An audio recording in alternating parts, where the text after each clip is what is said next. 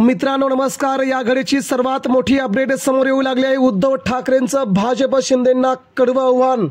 उद्धव ठाकरेंचा दणका, भाजप संघातील 11 नेत्यांचा मातोश्रीवरती पक्षप्रवेश। नेमकी काय आहे अपडेट? उद्धव ठाकरे यांच्या उपस्थितीत मातोश्रीवर भाजपच्या पदाधिकारी कार्यकर्त्यांचा आज उद्धव ठाकरेंच्या शिवसेनेत प्रवेश झाला। शिवसेना उद्धव बाळासाहेब ठाकरे पक्षाचे प्रमुख उद्धव ठाकरे यांनी सत्ताधारी भाजप आणि राष्ट्रीय स्वयंसेवक संघाला धक्का दिला आहे। कारण भारतीय जनता पक्ष आणि संघ परिवारातील पदाधिकारी आपल्या शेकडो कार्यकर्त्यांसह शिवबंधनात आता अडकले आहेत। उद्धव ठाकरे यांच्या उपस्थितीत मातोश्रीवरती भाजपच्या पदाधिकारी कार्यकर्त्यांचा ठाकरे गटात प्रवेश झाला।